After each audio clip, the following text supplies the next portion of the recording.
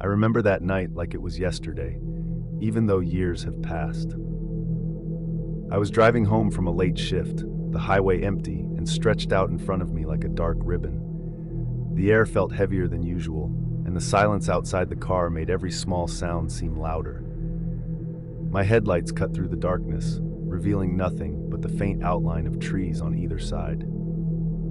I was halfway home when I noticed a figure standing in the middle of the road. At first, I thought it was a hitchhiker, but something about the way they stood frozen made my stomach twist. I slowed down, squinting to make out details, but the shape remained still and silent. My pulse started to pick up, a creeping unease settling into my chest. The figure didn't move as I approached, and I instinctively swerved onto the shoulder to avoid hitting them. For a split second, I thought I heard a soft rustling behind me, like leaves brushing against something unseen. When I blinked, convinced it was a trick of my tired eyes. I eased my car back onto the road, trying to shake the feeling that someone or something was watching me.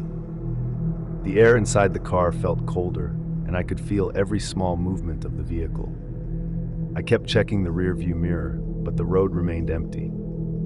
Still, I couldn't shake the thought that the figure had disappeared into the trees, waiting. Every mile felt longer than the last, the streetlights rare and fleeting. I kept imagining shadows between the trees, shapes moving just beyond my vision. My hands gripped the steering wheel tighter, and I told myself I was overreacting. It was probably just a person who had run off when they saw my car. Then I saw it again, a flicker of movement in the woods on the right side.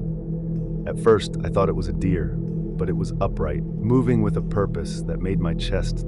I felt my foot hesitate on the accelerator, unsure if I should stop or keep going. My heart was pounding, every instinct screaming at me that something was wrong. I tried to focus on the road ahead, telling myself I was imagining things, but the feeling of being watched refused to leave. Every time a tree passed my window, I imagined eyes peering from the darkness. My mind started to race, recalling every horror story I had ever heard about isolated roads and late-night drives.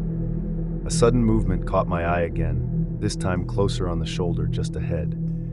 My car's lights briefly illuminated a figure crouched by the trees, disappearing the moment I tried to focus. I swallowed hard, telling myself to stay calm, but my grip on the wheel was nearly painful. The highway stretched endlessly, and the thought of stopping made my stomach turn. I glanced at the side mirror one more time, and I could have sworn I saw someone standing among the trees, just watching. I didn't dare look again, and pressed my foot to the gas, my headlights cutting a brighter path through the shadows. By the time I reached the next overpass, the feeling of being followed hadn't left. Every dark patch between the streetlights made me tense, waiting for the figure to reappear. I tried to rationalize everything, telling myself it was exhaustion, my imagination fueled by the silence of the empty road. I tried to calm myself as the city lights finally started to appear in the distance. But the unease didn't leave. Every turn of the road seemed slower than it should have, and I kept glancing in the rearview mirror. My mind was racing, imagining every possible explanation, but none of them felt right. The thought of someone or something having been there earlier wouldn't let me relax. As I drove under the overpass, a sudden movement caught my eye in my peripheral vision. A shadow darted across the side of the road, and my heart skipped a beat. I forced myself to keep driving, rationalizing that it had to be an animal, maybe a raccoon or a stray dog. But the way it moved, deliberate and quick, made me doubt that explanation. The air inside the car felt colder again, like a draft creeping from somewhere I couldn't locate. I rolled up the windows, hoping the feeling would pass, but the chill stayed, creeping along my arms and making my skin prickle. I tried to focus on the familiar landmarks ahead. Anything that would convince me I was safe. I turned onto a side street I recognized, hoping the familiar route would calm me. The street was empty, houses dark and silent, their windows reflecting my headlights like blank eyes. I felt an odd sense of being observed, like every darkened doorway held a watcher. My grip on the steering wheel tightened without me realizing. Then I saw it again, a figure standing near the corner where the street bent sharp. It was motionless, and I froze for a moment, unsure if I had actually seen it or if my imagination was playing tricks. My stomach dropped and I forced my foot onto the gas, desperate to put distance between myself and that presence. I kept checking my mirrors, half expecting to see the figure somehow following me. The reflection showed only the empty street, but my mind wouldn't accept it.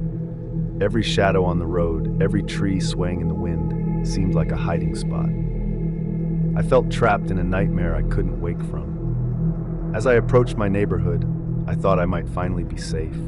The familiar street signs, the smell of pine and damp grass. It all should have been comforting, but the feeling of being followed stayed with me, growing heavier with every block. Something about the figure I had seen earlier refused to leave my thoughts. I slowed the car near my driveway, peering over my shoulder one last time. Nothing moved in the shadows, but I could have sworn the air itself felt thicker watching. My hands shook as I put the car in park, and I sat there for a long moment, unwilling to turn off the engine. Finally, I stepped out of the car, looking back down the street. The street was empty, but I felt eyes on me, lingering just beyond the reach of my headlights. I shut the door quickly, fumbling for the key, and rushed inside, locking it behind me.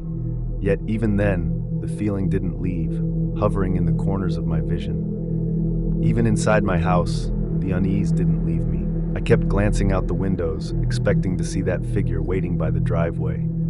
The street was empty, quiet, but my mind refused to believe it. Every shadow cast by the porch light seemed alive, shifting just out of my sight. I told myself it was over, that whatever I had seen on the road was gone. Yet the memory of those eyes, or maybe the way the figure had stood so deliberately, kept creeping back into my mind. My chest tightened with every imagined movement outside. I tried to focus on mundane tasks, anything to distract myself. I went to the kitchen for a glass of water, but even that felt tense. The sound of my own footsteps echoed too loudly in the empty house. I paused mid-step, convinced I had heard a footstep behind me. I spun around, but there was nothing, only the familiar kitchen walls staring back. I decided to check the driveway from the front window, hoping that seeing nothing would calm me. The car was still parked and the street looked empty. But then I noticed the faintest outline of a person standing at the edge of the woods, just beyond the reach of the street light. My stomach sank. I froze, unable to look away.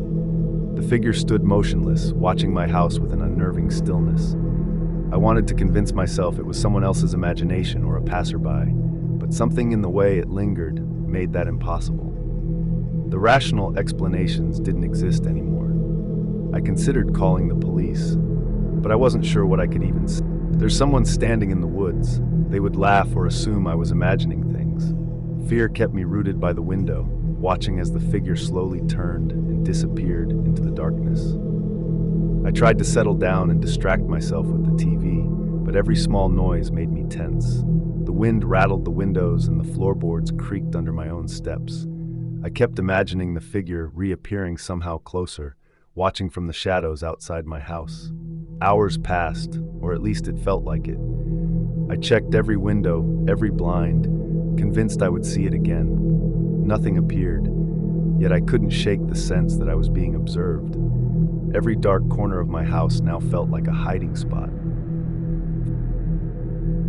Lights on in the living room. I kept the doors locked and triple-checked the windows, but sleep didn't come easily. Even as I drifted off, I imagined the figure standing at the edge of the driveway, waiting silently for me to notice. The memory of that night stayed with me long after, a quiet dread I couldn't explain. If you enjoyed this story, be sure to like, share, and subscribe. I can still remember that night vividly, even though it happened years ago. My dad and I were driving home after visiting a relative, the highway mostly empty except for the occasional passing car. The sky was dark and overcast, and the street lights seemed sparse, leaving long stretches of road shrouded in shadow. There was a quiet tension in the air, nothing overt, just that uneasy feeling you get when something feels slightly off. We were halfway through a particularly lonely stretch when my dad suddenly tensed.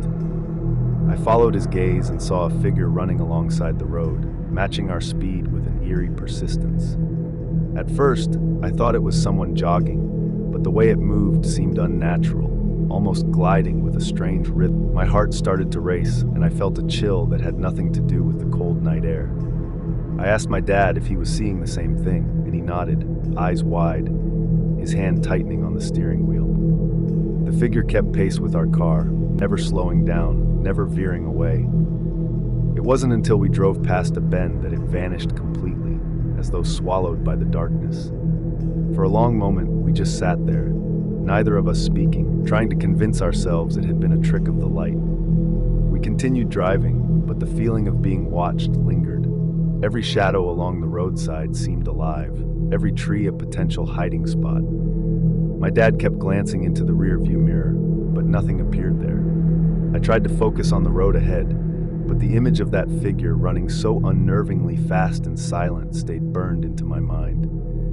The silence inside the car grew heavy, and I noticed my dad's grip on the wheel had become almost rigid. I kept my eyes on the road, trying to ignore the patches of darkness that rushed past, but it was impossible. The mind fills in gaps too easily, and soon every swaying tree seemed to move with intent, every shadow stretching unnaturally. Then I caught a glimpse of movement on the opposite side of the road. Another figure, I couldn't be sure. It moved quickly, almost too quickly, and disappeared before I could focus.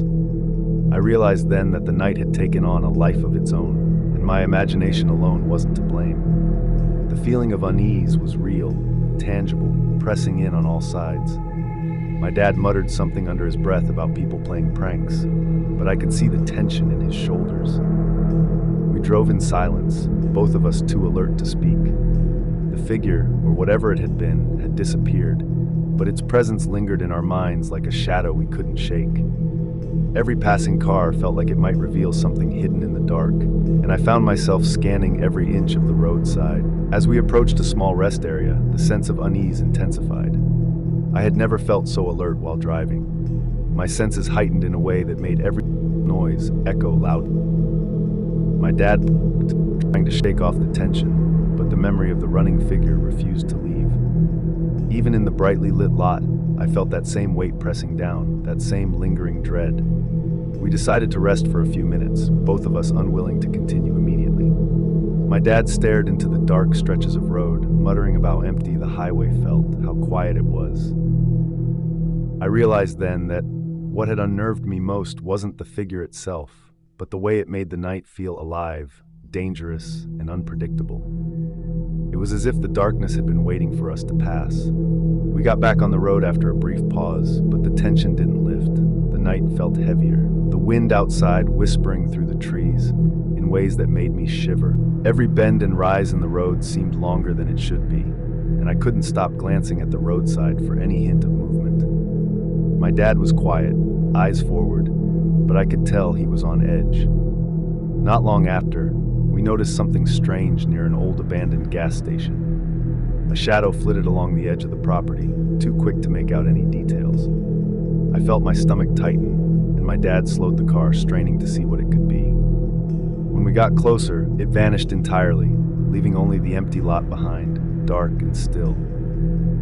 I tried to reason with myself, telling myself it had to be a trick of the dim lights, or maybe a stray animal. But the movement was deliberate, too smooth and fast to be a deer or a raccoon. I could feel my pulse pounding as I gripped the edge of my seat, wondering if we were being followed, or worse, if we had stumbled into something unknown. The road narrowed as we left the town behind, and the trees pressed closer to the asphalt. My dad mentioned that people sometimes ran alongside the road for fun, but neither of us could shake the memory from earlier. Every dark patch along the roadside now felt like a potential hiding place. I kept scanning, almost expecting to see those same unnervingly fast movements again. I noticed the headlights of another car behind us, but it stayed just far enough back to remain vague. It didn't try to pass or flash lights, just followed at a steady pace. The presence of this car added another layer of tension, though I couldn't decide if it was comforting or just more unsettling. My dad's jaw was tight, and I knew he felt it too. The forested area became denser, and I realized how isolated we had become. No houses, no other vehicles, just dark trees and the endless road. I felt trapped inside the car, a small metal box hurtling through the unknown. The feeling of being watched returned with renewed intensity, pressing in on both of us, silent but insistent. Suddenly, something flashed at the corner of my eye, another figure darting across the roadside. My heart jumped, and I slammed my foot onto the gas without thinking. My dad muttered something about enough of this under his breath, voice tense. I couldn't stop looking, my mind racing with every possibility, every nightmare scenario I had ever imagined. We reached a small bridge over a creek, the only interruption in the monotony of the dark road. I slowed slightly, trying to catch my breath, but the figure was gone. Yet the feeling of it lingered, as though it had melted into the shadows, but still followed, still watched. I realized we might never know what we had seen. Even as the bridge passed beneath us, I could feel every muscle in my body tense, ready for another sudden movement. My dad kept muttering about being on edge, and I knew exactly what he meant. The night had transformed the familiar drive into a corridor of tension, each shadow a potential threat, each sound magnified beyond reason. The closer we got to home, the more my mind refused to relax. Every familiar landmark seemed altered under the dark night, elongated and stretched in ways that made my stomach tighten. The road itself felt heavier, as though it carried the weight of everything we had just witnessed. I kept glancing at my dad, who seemed equally tense, hands gripping the wheel like he might collapse if he loosened them. We turned onto the main suburban street, thinking safety was finally within reach, but the tension remained. The streetlights flickered intermittently, casting uneven pools of light along the pavement. I saw a shadow move across the edge of the road and froze, unsure if I had actually seen it or if my imagination was playing tricks. My pulse spiked as my dad muttered, "Stay calm, just a cat or something." Even the houses that were normally comforting felt menacing. Dark windows stared at us like empty sockets, and the familiar fences and shrubs seemed distorted under the sparse lighting. I realized that everything ordinary could suddenly feel threatening when your mind refused to stop expecting danger. The sense of being followed or watched had latched onto me. We drove past our usual corner store, empty and silent, the fluorescent lights inside buzzing faintly. Something caught my eye in the parking lot, a brief silhouette that disappeared before I could focus. I shook my head, telling myself it was exhaustion, but my chest still felt tight. My dad didn't mention it, but I could tell he had noticed as well. Pulling into the driveway, I expected relief, but even the small yard felt different under the dim porch light. Every shadow seemed alive, and the darkened windows reflected our car like black mirrors. I quickly shut the door, locking it behind me, but I couldn't shake the feeling that we weren't entirely alone. The night had left its mark.